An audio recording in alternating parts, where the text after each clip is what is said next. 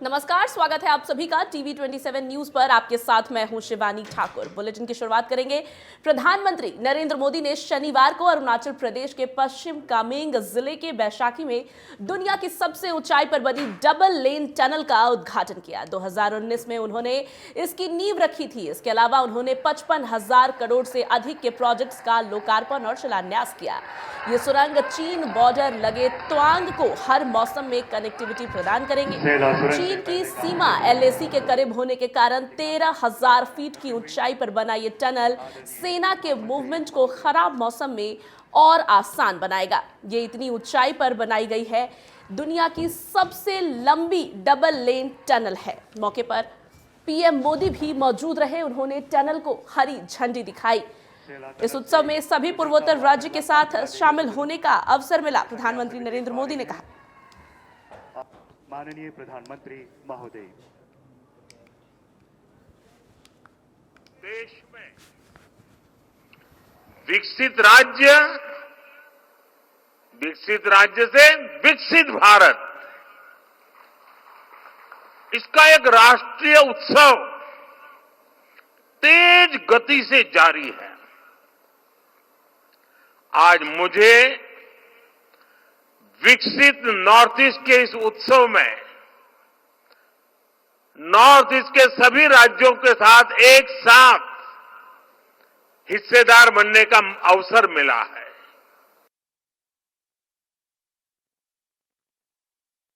नरेंद्र मोदी ने आज असम के काजीरंगा राष्ट्रीय उद्यान का दौरा किया। इस दौरान पीएम ने काजीरंगा नेशनल पार्क में हाथी की सवारी भी की। पीएम मोदी ने काजीरंगा नेशनल पार्क के बारे में ट्वीट करते हुए कहा कि ये एक ऐसी जगह है जहां पर यात्रा आत्मा को समृद्ध करती है और आपको असम के दिल से गहराई से जोड़ती है।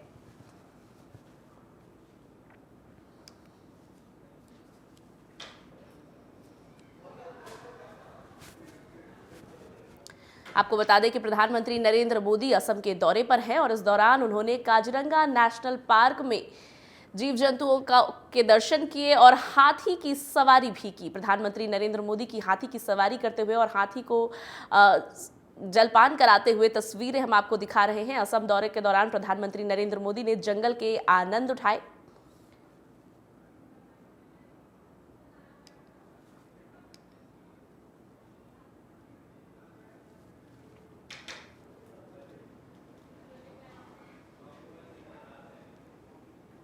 कांग्रेस के वरिष्ठ नेता और पूर्व केंद्रीय मंत्री सुरेश पचौरी ने आज भाजपा ज्वाइन कर ली।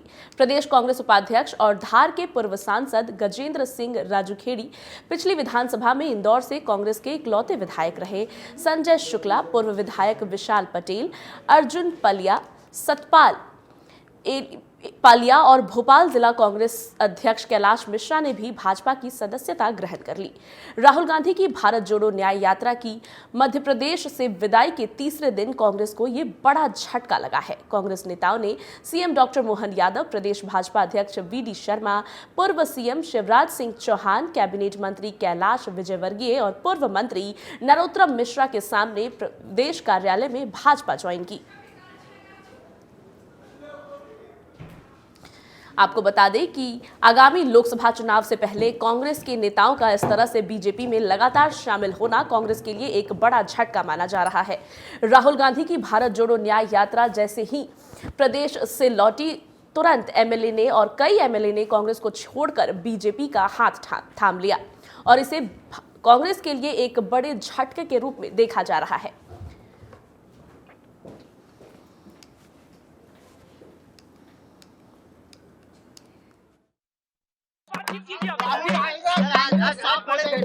हो ही रहा है ना, कांग्रेस आगे आगे राहुल जा रहा है, पीछे पीछे कांग्रेस खा हो रही हो ही रहा है ना, कांग्रेस आगे आगे राहुल जा रहा है, पीछे पीछे कांग्रेस खा हो रही। हिमाचल में चल रही सियासी उठापटक के बीच कांग्रेस के 6 बागी विधायक और 3 निर्दलीय विधायक आज उत्तराखंड पहुंचे हैं। सूत्रों के अनुसार उनके साथ भाजपा का एक नेता भी है। आपको बता दें कि लगातार उत्तराखंड में सियासी उठापटक देखने को मिल रही है और ऐसे में कांग्रेस के नेताओं का उत्तराखंड पहुंचना कई बातों की तरफ इशारा कर रहा है। ये 6 बागी विधायक क्या बीजेपी में शामिल हो सकते हैं, ऐसी अटकलें भी लगाई जा रही है। खबरें हैं कि उनके साथ, इन 6 बागी विधायकों के साथ भाजपा के नेता भी मौजूद होंगे।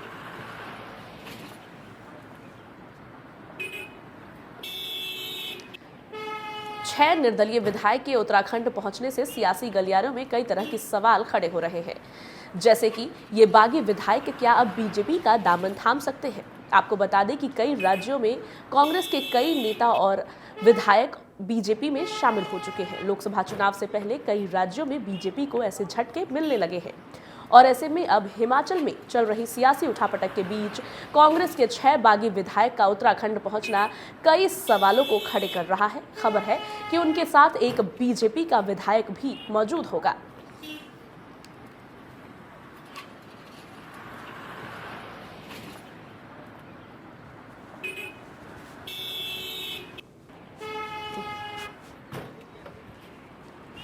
कई राज्यों में कांग्रेस को झटका मिलने के बाद अब हिमाचल में भी सियासी उठापटक तेज है। खबरों की माने तो 6 बागी विधायक उत्तराखंड पहुंचे हैं और बागी विधायकों के साथ बीजेपी के एक नेता के होने की भी खबर है। ऐसे में कयास ये लगाए जा रहे हैं कि हिमाचल में भी 6 बागी विधायक कांग्रेस को छोड़कर बीजेपी का हाथ थाम सकते हैं और हाथ का साथ छोड़कर ये बागी विधायक कमल खिलाने की मुहिम में लग सकते हैं। ऐसे में हिमाचल में भी कांग्रेस को बड़ा राजनीतिक झटका लग सकता है। आपको बता दें कि कई राज्यों से ऐसी खबरें सामने आई है जहां कांग्रेस के कई विधायक और नेताओं ने कांग्रेस का दामन छोड़कर बीजेपी का हाथ थामा है और ऐसे में अब उत्तराखंड में भी ऐसी खबरें आनी शुरू हो गई है। 6 कांग्रेस के बागी विधायक और 6 निर्दलीय बागी विधायक खबरों की माने तो बीजेपी में शामिल हो सकते हैं, क्योंकि ये विधायक बागी हैं और इनकी उत्तराखंड पहुंचने की खबर सामने आई है। कयासों को जो हवा तेज कर रही है उसका मुख्य कारण ये है कि खबर ये भी है कि इस दौरान इनके साथ भाजपा का एक नेता भी मौजूद होगा। ऐसे में हो सकता है कि कांग्रेस के ये 6 बागी निर्दलीय विधायक बीजेपी में शामिल हो जाएं।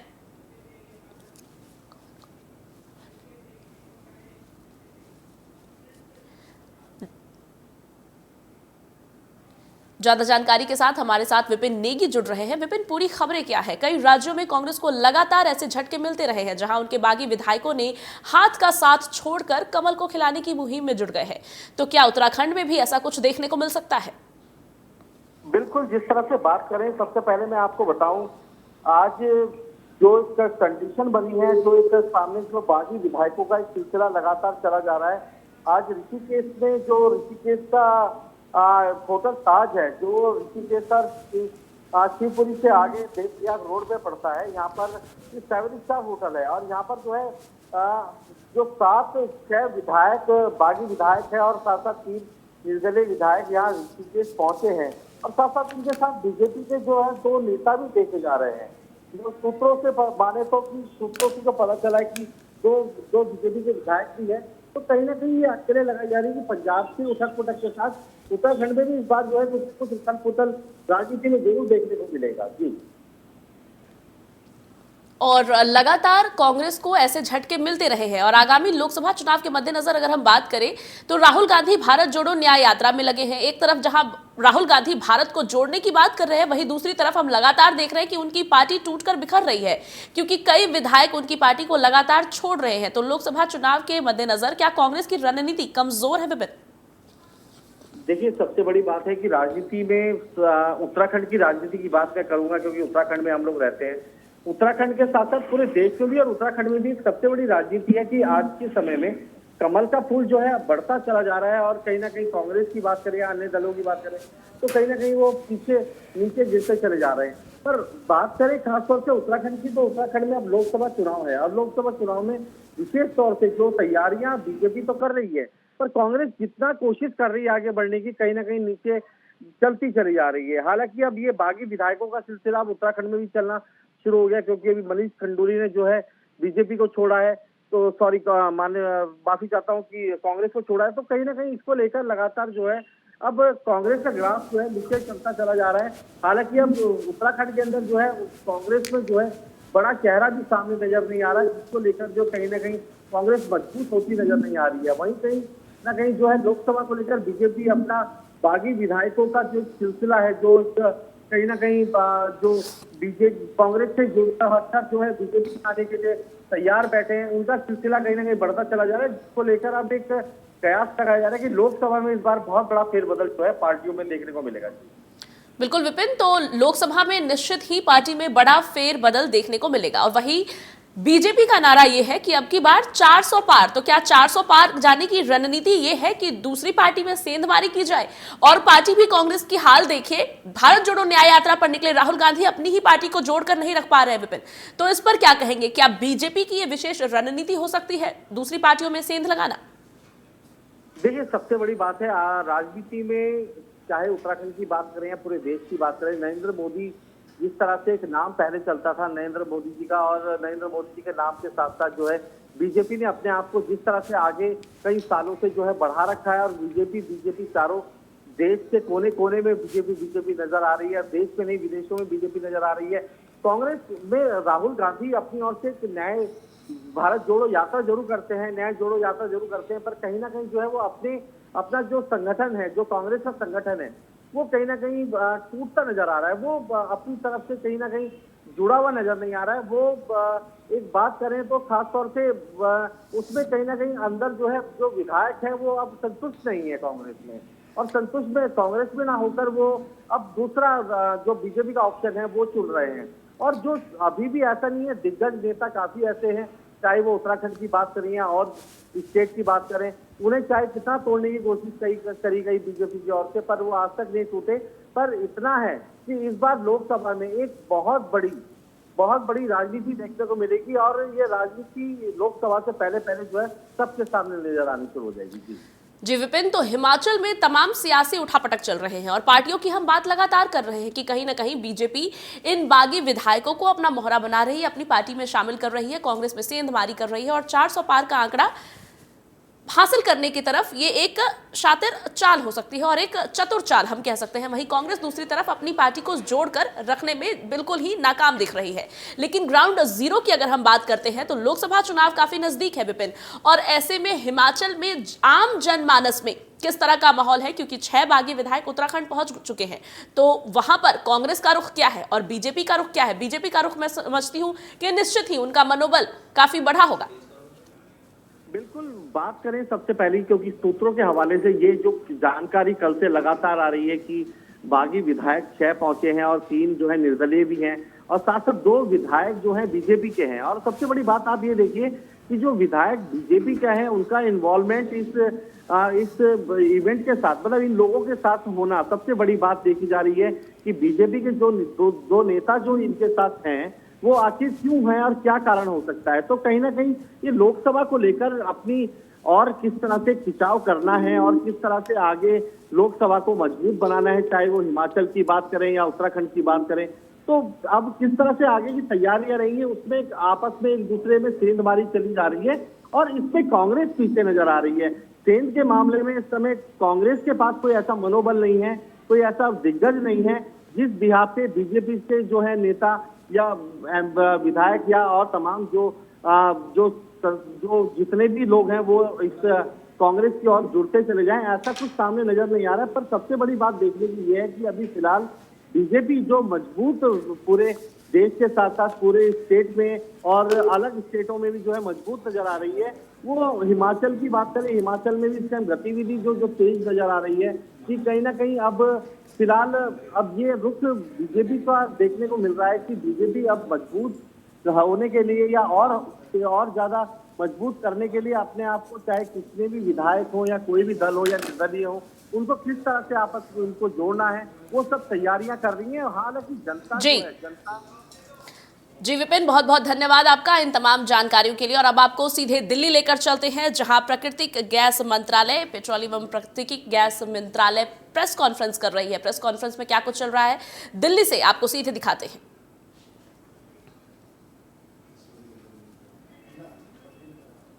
दिल्ली में इस वक्त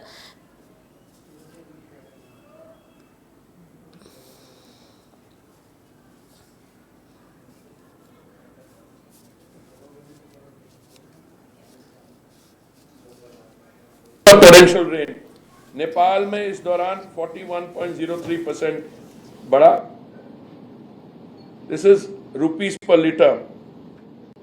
इक्विवेलेंस करके यूएसए में 46.31% बढ़ा दाम, पाकिस्तान में 60.68% बढ़ा और श्रीलंका में 61.38% बढ़ा। These are the hard facts. मैं कुछ और एस्पेक्ट्स में जाऊंगा, पर मैं पेट्रोल और डीजल प्राइसेस को टच कर लूं। If you can just go to the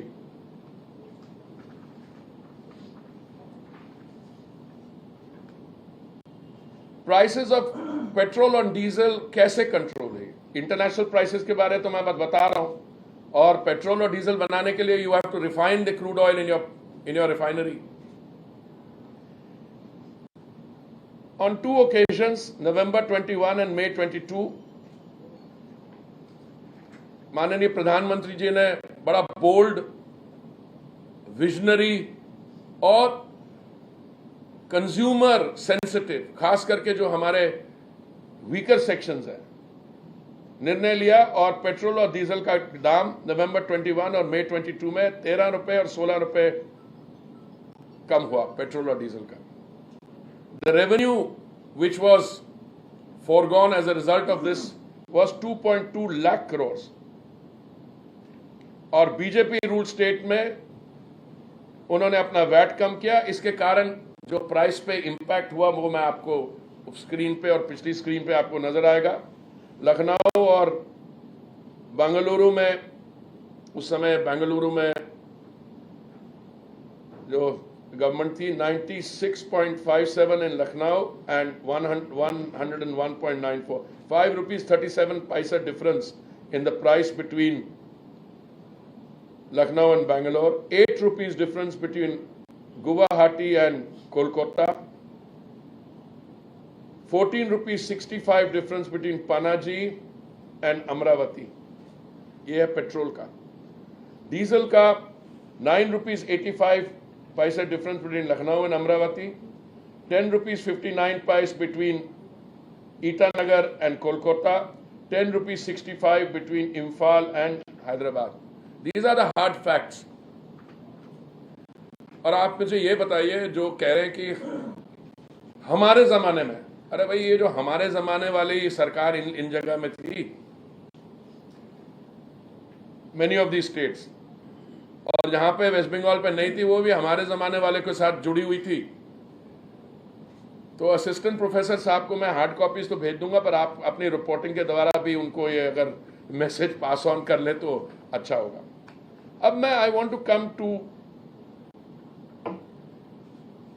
back to availability. देखिए अगस्त 2023 में, and please correct me if my dates are, अगस्त 2023 में माननीय प्रधानमंत्री जी ने यह भी निर्णय लिया कि हम देश भर में 75 lakh additional Ujjwala connections provide करेंगे। पहले जमाने में पहले जमाने में कहता हूं, हमारे जमाने की जो बात करते हैं, ये उज्ज्वला तो थी नहीं, स्कीम ही नहीं थी इकोनॉमिकली वीकर सेक्शन के लिए। और सारे सिलेंडर जो है शहरों में थे, वो भी बहुत कम शहरों में। अगर आप देख लीजिए 2014 में 14 करोड़ सिलेंडर थे, तो आप ये देखिए हमारी जो शहरी क्षेत्र की जनसंख्या है 2014 में कितनी थी। I also happen to be urban affairs minister, so I'm more familiar with these facts. So क्या हुआ उसके बाद, number of cylinders increase from 14 crore two 32 crore. पर जो उज्ज्वला स्कीम इंट्रोड्यूस हुई 2016 में, जिसके तहत आज शायद हमने 10 crore 28 lakh, if that was a figure I was given yesterday, connection दिए हैं। पर इसमें एक बहुत विशेषता है इस फिगर में। इस 10 करोड़ में से 8 करोड़ जो कनेक्शंस हैं, I think are in rural areas, जो पहले थी नहीं पेनिट्रेशन। सो अंतर्राष्ट्रीय महिला दिवस पर जो माननीय प्रधानमंत्री जी ने सिलेंडर का दाम 100 रुपया कम किया, देखिए well well-to-do households who are reasonably affluent in big urban centers, उनकी होम इकोनॉमिक्स बैलेंस शीट में इतना फर्क नहीं पड़ता, but believe me this makes a difference. तो इसलिए मैं आपको एक फिल्म भी दिखाना चाहूंगा, if you can show that and then we can come back to the other.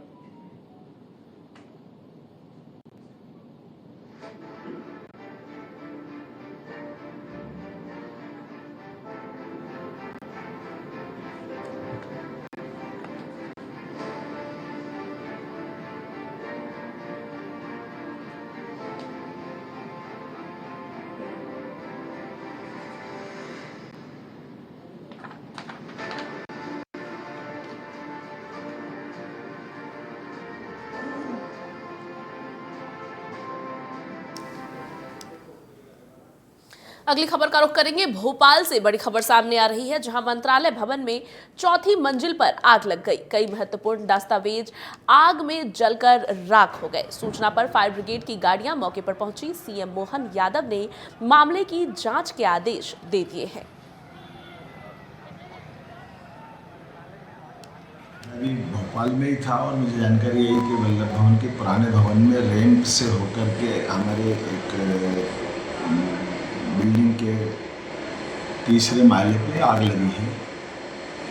Collector से जानकारी ली और जो जानकारी आई है उसी आधार पर मैंने सीएस से कहा कि वो उसकी मॉनिटरिंग कर ले, आग की घटना की पूरी विस्तृत जानकारी भी आ जाए। और मुझे बताया गया कि आग को कंट्रोल कर लिया गया है, लेकिन दोबारा ऐसी कोई घटना न हो इसका भी मैंने निर्देश जारी कर दिए। और ये आवश्यक संसाधन के साथ में हमारे कोई पेपर वगैरह या कोई जैसी कोई महत्वपूर्ण फाइल कोई कागज न दे ले, इसका भी ध्यान रखें। उम्मीद करूँगा कि दोबारा ऐसी कभी घटना नहीं होगी, इसके निर्देश मिल जाए। राज्यपाल मंगूभाई पटेल ने आज अनूपपुर का दौरा किया। इस दौरान अन्य कई स्थानीय कार्यक्रमों में उन्होंने शिरकत करेंगे, ऐसी खबरें सामने आई। वहीं बैगा ग्राम सहारनकोना में स्थानीय लोगों से संवाद भी करेंगे। दोपहर 12:15 बजे सर्किट हाउस अमरकंटक के लिए प्रस्थान करके दोपहर 12:45 पर वो सर्किट हाउस पहुंचेंगे।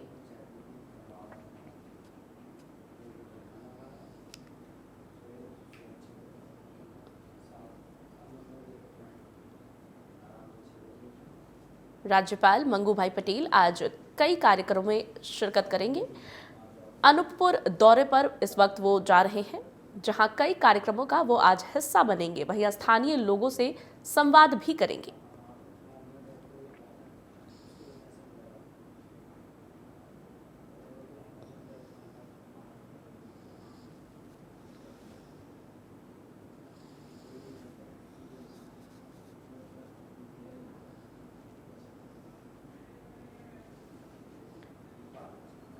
राज्यपाल मंगूभाई पटेल का अनूपपुर दौरा होना है, जहां वो जनसंवाद करते हुए भी नजर आएंगे। इसके साथ ही कई कार्यक्रमों में भी आज वो हिस्सा ले सकते हैं, कई कार्यक्रमों में आज वो शिरकत करेंगे। वहीं बड़ी बात यह है कि आज राज्यपाल मंगूभाई पटेल अनूपपुर दौरे के दौरान आम जनमानस से संवाद करेंगे, जिस दौरान स्थानीय लोगों की समस्याओं को सुनेंगे, उनके निवारण के जरूर दिशा निर्देश भी देते हुए दिखाई देंगे। आपको बता दें कि राज्यपाल मंगूभाई पटेल आज स्थानीय लोगों से संवाद करेंगे, कई कार्यक्रमों का हिस्सा बनेंगे।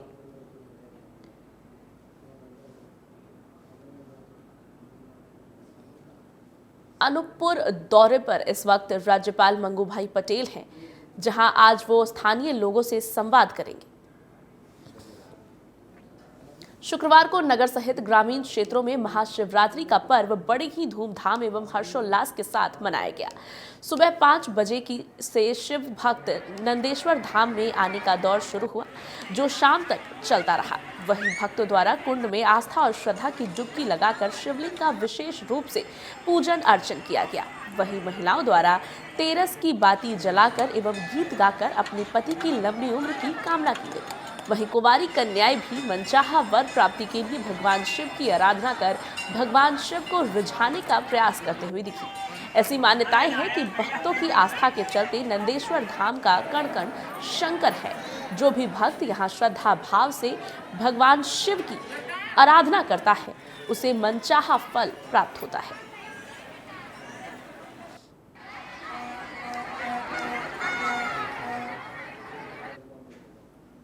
इस बुलेटिन में फिलहाल इतना ही। खबरों का सिलसिला आगे भी लगातार जारी है। आप देखते रहिए TV 27 न्यूज।